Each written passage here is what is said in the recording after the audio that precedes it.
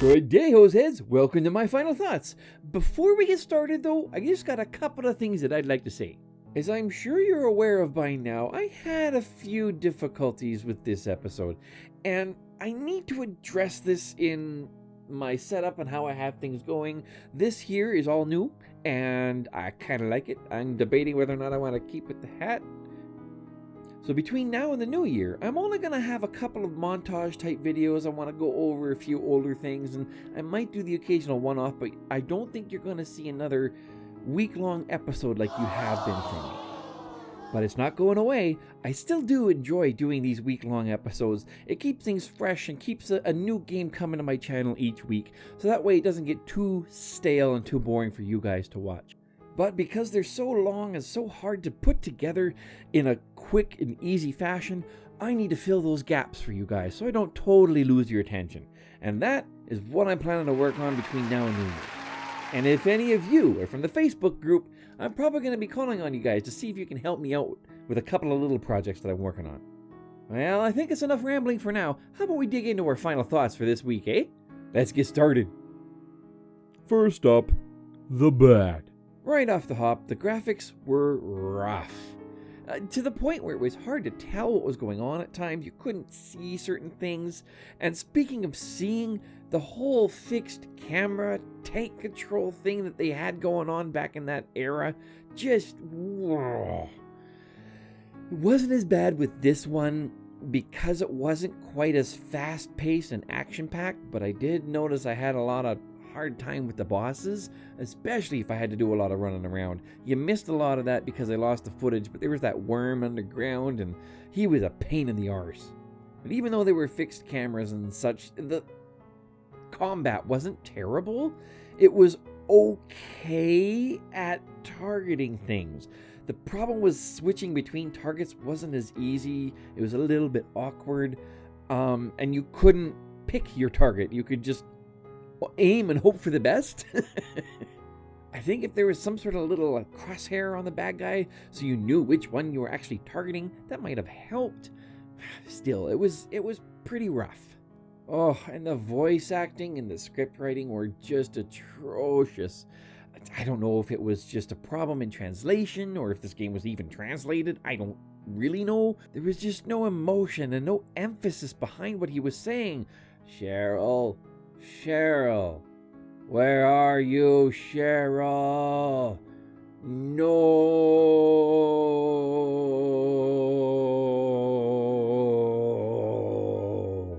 You know, it's just harsh. Another thing that I thought was kind of stupid was the music was unnecessarily dramatic at times. Like, for whatever reason, in that little courtyard, the music had to go dun, dun, dun, dun, dun, dun, like I'm being chased by some sort of big nasty bad guy. I didn't understand why they had to do that. Okay, it's good if there's bad guys around, it lets me know, like the static of the radio, but this was different. This was just the background music, I think. Next up, the good.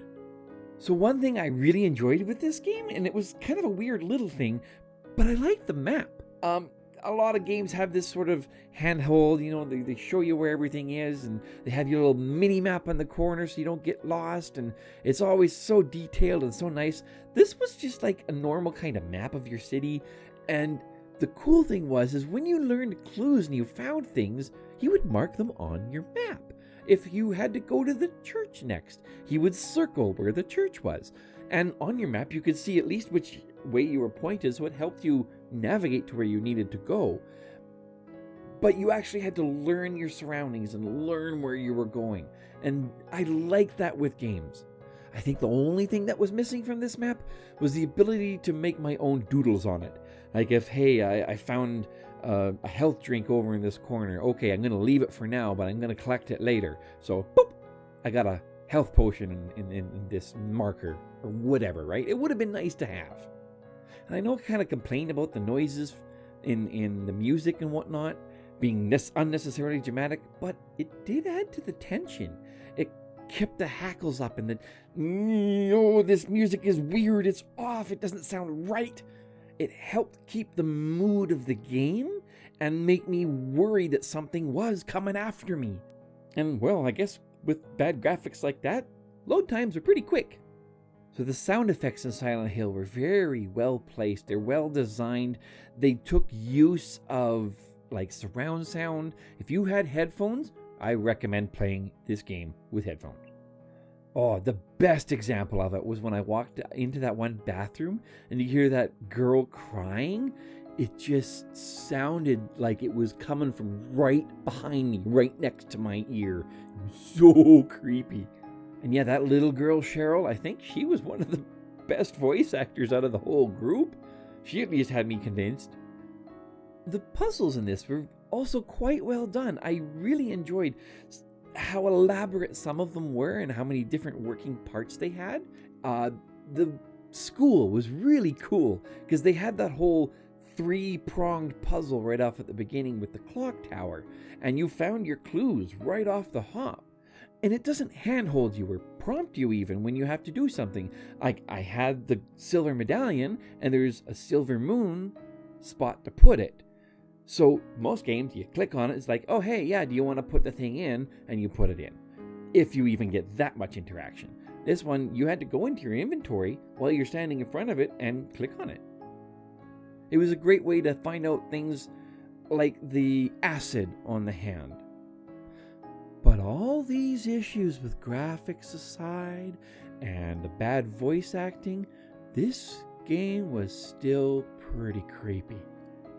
Now, I don't have a whole lot to base it off of, like I don't have a whole lot of other points of reference, but from my playthrough of this, it had the tension up there. The tension was lost a little bit when I knew where to go, and if I had died and I had to go back through, because then I was more frustrated and I knew where to go. The tension was through the not knowing. So if you are going to pick up and play this game, I do recommend just trying to figure it all out on your own. This is a great example of something I've always said is graphics don't make the game. Graphics do help. Oh yeah, they look god-awfully pretty. But if all you got is a pretty pile of turds, then it's still going to stink. And they did a couple of things where they kind of played with your mind a little bit.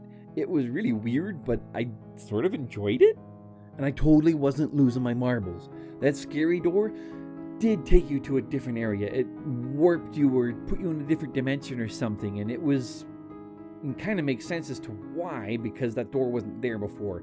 But the game did a few of those things where it kind of messed with you, made you second guess yourself.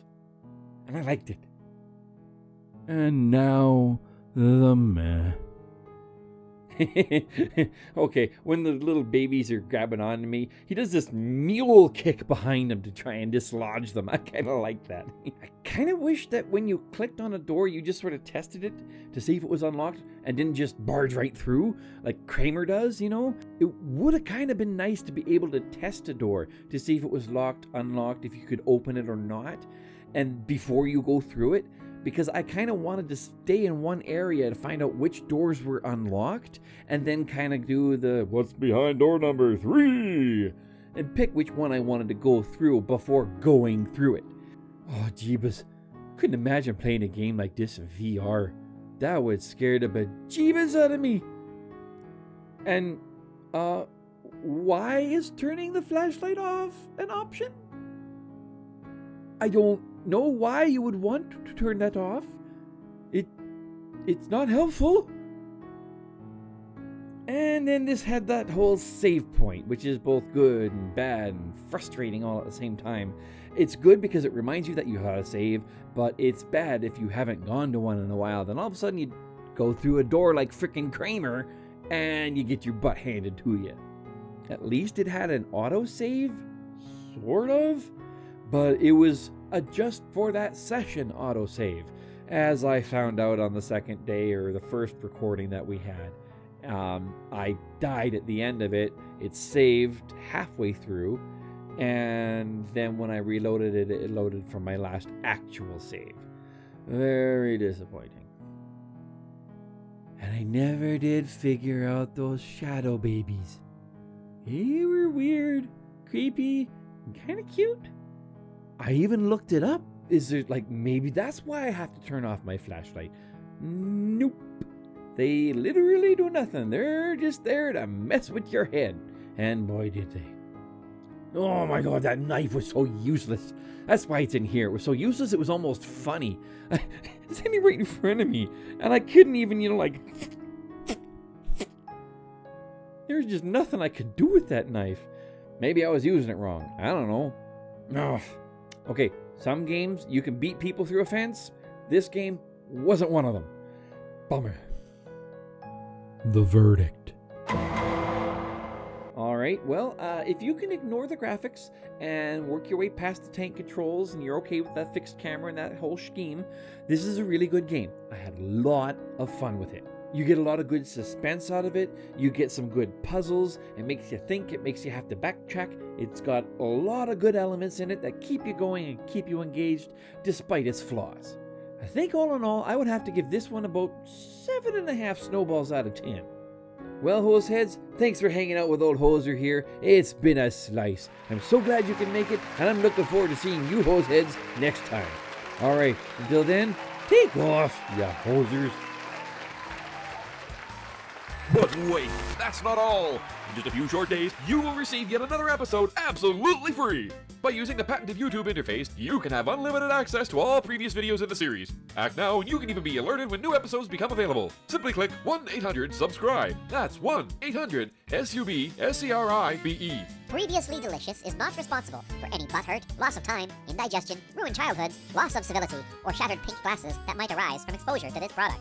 Please, use at your own risk. You are a big boy and or girl, and no one has forced you to watch this. If someone has, your beef is with them. Seriously, folks, at this point, you should know how all this works. I'm only reminding you for the poops and laughs.